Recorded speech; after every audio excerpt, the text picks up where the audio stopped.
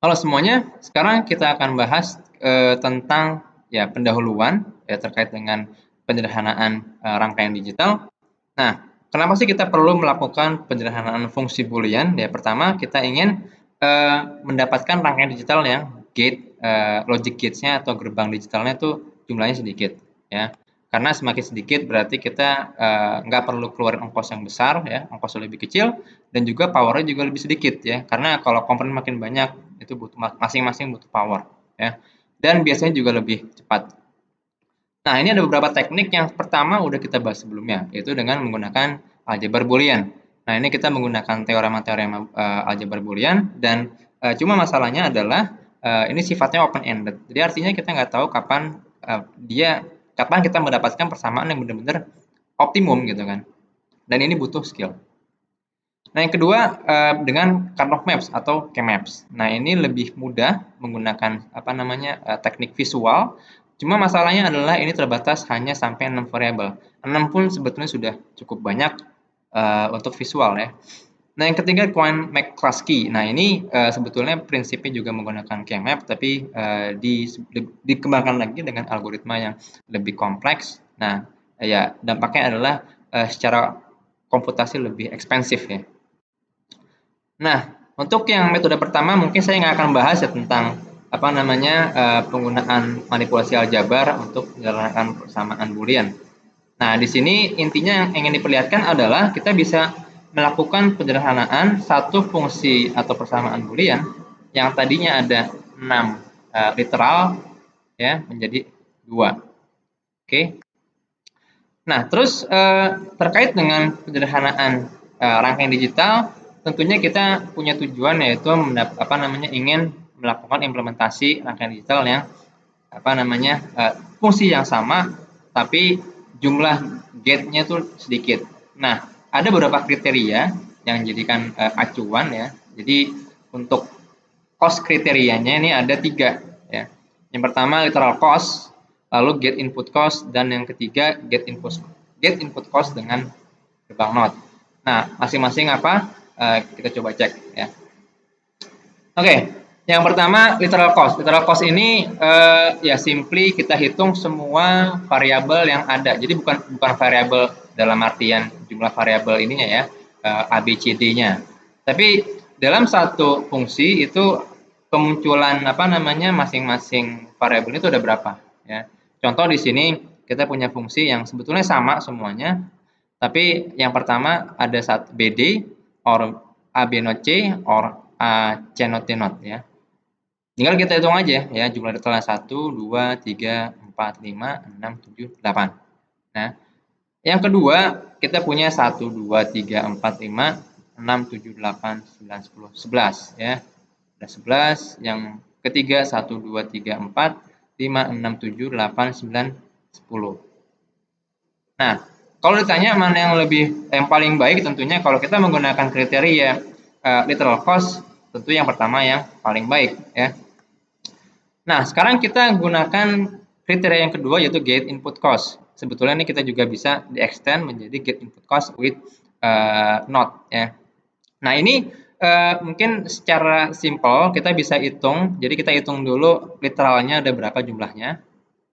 Lalu kita hitung jumlah termnya, entah itu product term kalau kita diberikan persamaan SOP ya, sum of product, atau jumlah sum termnya kalau kita diberikan POS ya, bentuk product of sum. Nah, kecuali kalau misalnya ada term yang memiliki single literal. Nah, ini term ini tidak akan dihitung ya. Nanti kita akan lihat ilustrasinya dengan rangkaian digital ya. Karena sekarang mungkin masih belum kelihatan apa sih yang dimaksud dengan get input cost. Oke. Nah, contoh di sini mungkin ya kita gunakan prinsip yang di atas tadi. Pertama, kita bisa hitung dulu jumlah literal semua. Ini kan ada 8 ya. 1 2 3 4 5 6 7 8. Ditambah dengan jumlah termnya, ya product term di sini. Ini 1 2. Jadi 8 tambah 2 jadi 10 ya. Kalau kita ingin menghitung juga gerbang notnya tinggal kita tambah 1 2 3 4 tambah 4 jadi 14. Nah, sekarang untuk yang kedua, bentuk yang kedua jumlah literalnya juga sama ada 8 ya. Tapi jumlah termnya ada 1, 2, 3, 4 ya. Tambah 4 jadi sama dengan 12. Kalau kita hitung juga gerbang notnya, maka tambah 4 jadi 16. Nah, tentunya yang pertama lebih bagus. Walaupun ini dua fungsi yang hasilnya sama sebetulnya ya.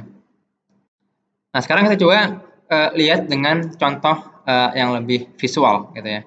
Nah, di sini juga ada contoh di mana A ini merupakan term yang dia memiliki single literal gitu ya. Cuma A saja, tidak ada yang lainnya. Nah, kalau misalnya kita hanya diminta untuk menghitung literalnya saja, berarti ada 5 ya. Ada 5 literal. Nah, ini apa namanya? BC ya, B dan C ini masuk ke satu gerbang N.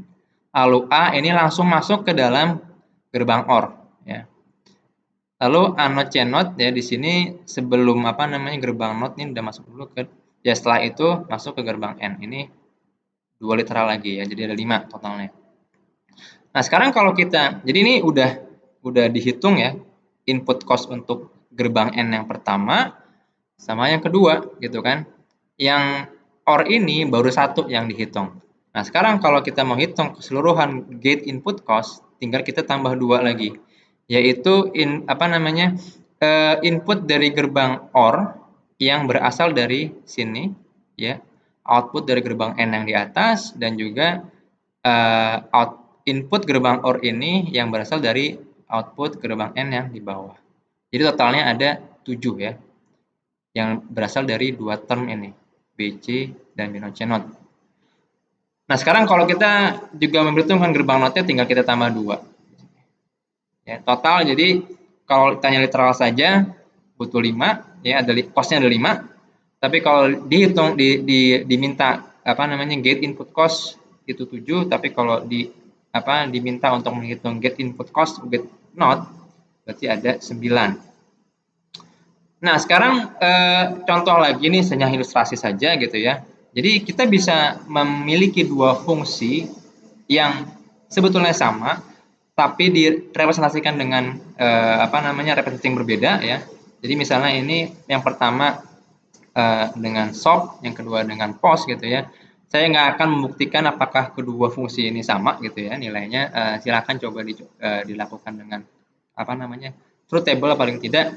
Tapi kalau kita hitung cost-nya ini akan berbeda. Ya mungkin untuk literalnya sama ya, 6 dua-duanya. Tapi untuk get input cost yang pertama ini lebih kecil karena cuma ada 2 product term ya di sini, ABC dan A not B not C not. Sedangkan di sini ada 3, jadi ada 9. Ditambah lagi kalau kita hitung juga dengan gerbang notnya. Nah, tentunya kalau kita diminta untuk implementasi yang lebih efisien, kita akan pilih yang pertama. Nah, oke. Mungkin kesimpulan terkait dengan optimasi rangkaian ya, ada beberapa kriteria ya, literal ya, atau get input ya, masuk juga get input cost untuk menyederhanakan persamaan boolean. Nah, nanti kita akan pilih yang ini, get input cost ya, karena kalau literal saja tidak mewakili. Dan kenapa nggak kita hitung notnya juga? Nah, not ini kurang kurang universal lah. Jadi kita pilih saja get input cost ya. Nah, tadi kita lihat ya, ada boolean aljabar boolean.